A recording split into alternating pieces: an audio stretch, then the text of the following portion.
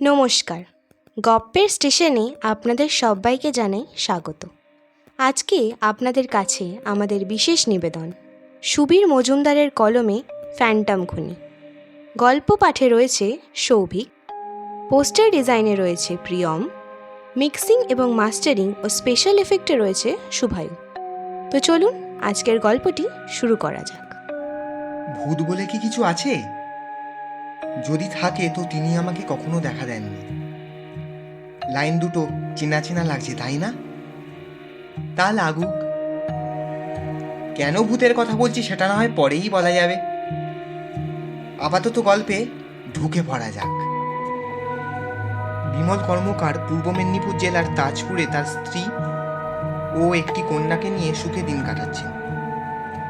তাজপুর দীঘার থেকে কিছুটা দূরে বঙ্গোপসাগরের তীরে অবস্থিত একটি ছোট্ট গ্রাম।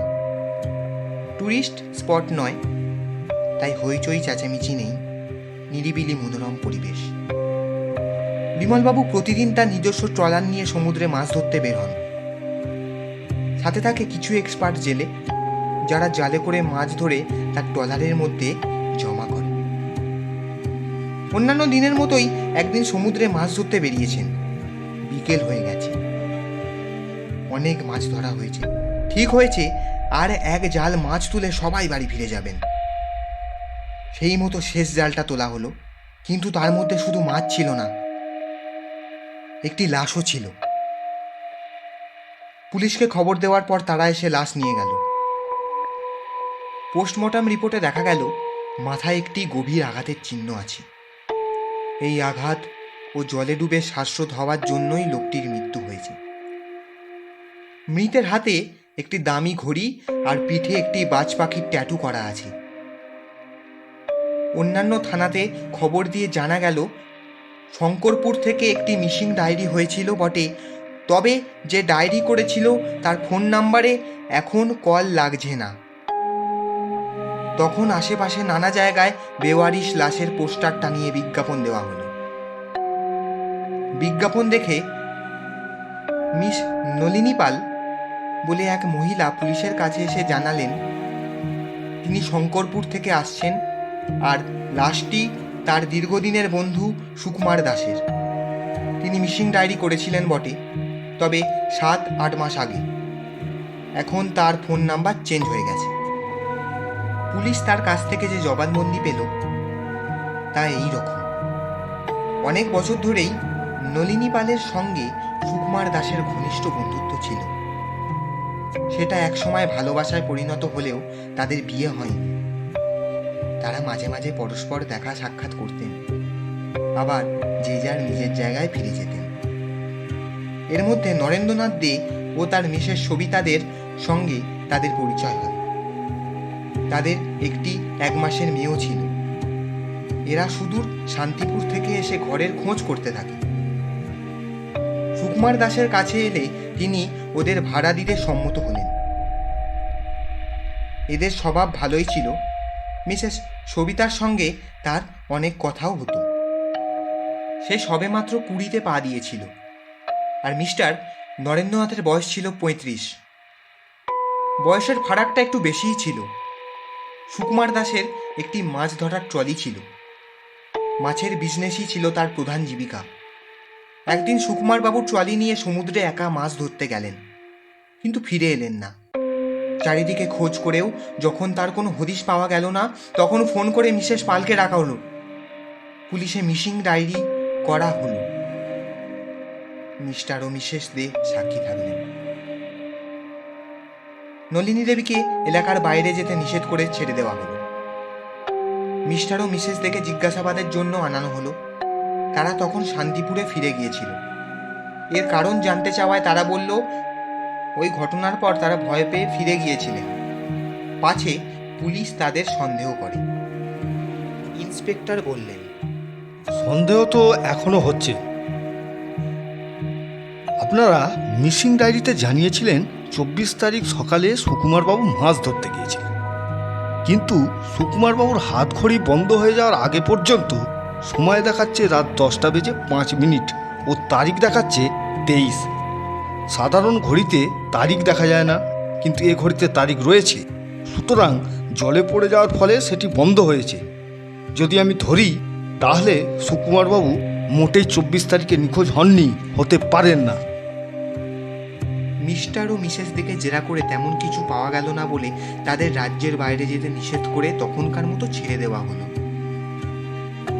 কিছুদিন পরের কথা, পুলিশ সুকুমার বাবুর বাড়ির থেকে অনেক দূরে একটি শাবল আবিষ্কার করলো, কিন্তু তার থেকে কোনো সূত্র বেরোলো না, কারণ তাতে কোনো হাতের ছাপ বা রক্তের দাগ ছিল না। তবে সম্ভাব্য মার্ডার ওয়েপেন সন্দেহ করে সেটি হেফাজতে রাখা হলো। পুলিশের পক্ষে ঘটনার কিনারা করা অসম্ভব হয়ে যাচ্ছিল। সেই কারণে প্রাইভেট ইনভেস্টিগেটর মিস্টার সঞ্জয় লাহিড়িকে তদন্তের ভার দেওয়া হলো। প্রথমে তিনি খুব মনোযোগ দিয়ে কেস স্টাডি করলেন, শেষে একই সঙ্গে দে দম্পতি ও মিস নলিনী পালকে ডেকে পাঠাতে বললেন। এরা এলে মিস্টার লাহিড়ি প্রত্যেককে আলাদা করে ডেকে জিজ্ঞাসাবাদ করলেন। তাতে তিনি দে দম্পতির কাছ থেকে কোনো নতুন তথ্য পেলেন না। তাদের আইডেন্টিটি প্রুফ ও ফটো আনতে বলা হয়েছিল, সেগুলি থেকেও কিছু বেরোলো না। কিন্তু একটা চিন্তা তার মাথায় ঘুরছিল। তিনি নলিনী দেবীকে ডেকে জিজ্ঞাসা করলেন, মিস্টার ও মিসেসকে দেখে আপনার মনে কখনো সন্দেহ জাগেনি? তাদের বয়সের এতটা তফাৎ কেন? লেগেছে, তবে অসম্ভব মনে হয়নি।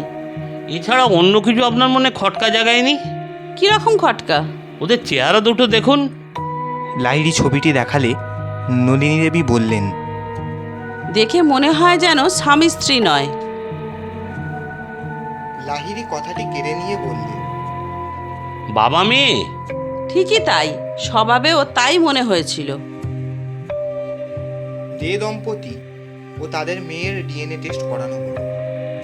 তাতে জানা গেল মিস্টার দে প্রকৃতপক্ষে মিসেস দের বাবা, আর মেয়েটির মা মিসেস দে হলেও বাবা মিস্টার দে নন।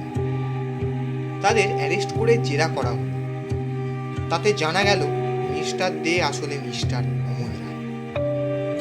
তার স্ত্রী সাথীলেখা বিশ্বাস 4 বছর আগে মারা গেছে। অমলবাবুর প্রকৃত বয়স 45 বছর হলেও চেহারার বাঁধনের জন্যে দিব্যি 35 বছর বলে চালানো যায়। 2 বছর আগে তার মেয়ে লক্ষ্মীর সঙ্গে রঞ্জন সামন্তের বিয়ে হয়েছিল, তবে তাদের ডিভোর্স হয়ে যায়। তখন লক্ষ্মী তার মেয়েকে নিয়ে তার বাবার কাছেই আশ্রয় গ্রহণ করে। ইতিমধ্যে আসল নরেন্দ্রনাথ দের সঙ্গে তাদের দীঘায় যোগাযোগ হয়। নরেন্দ্রনাথ তাদের অনেক টাকার লোভ দেখিয়ে দে দম্পতি সেজে সুকুমার বাবুর বাড়িতে গিয়ে আশ্রয় নিতে বলে। যার আইডেন্টিটি কার্ডেরও ব্যবস্থা করে দেয়। তারা নরেন্দ্রনাথের আদেশ মতো কাজ করে চলে। তাকে কোনো রকম ফোন করতে মানা ছিল। গত 23 তারিখে নরেন্দ্রনাথ দুপুরে চুপি চুপি এসে তাদের ঘরে লুকিয়ে থাকল। রাতে সুকুমারবাবু রাত 8টা নাগাদ ফিরলেন। নরেন্দ্রনাথ তাকে পিছন থেকে শাবল দিয়ে আঘাত করে অজ্ঞান করে দেয়। তারপর তারই ট্রলিতে করে নিয়ে গিয়ে অচৈতন্য অবস্থায় তাকে ও শাবলটিকে গভীর সমুদ্রে ফেলে আসে। তারপর নরেন্দ্রনাথ আবার উধাও হয়ে যায়। আজকে গপ্পের স্টেশনে শুনলেন ফ্যান্টম খুনি। গল্পটি যদি ভালো লেগে থাকে তাহলে চ্যানেলটিকে লাইক, শেয়ার এবং সাবস্ক্রাইব করতে একদম ভুলবেন না। ধন্যবাদ।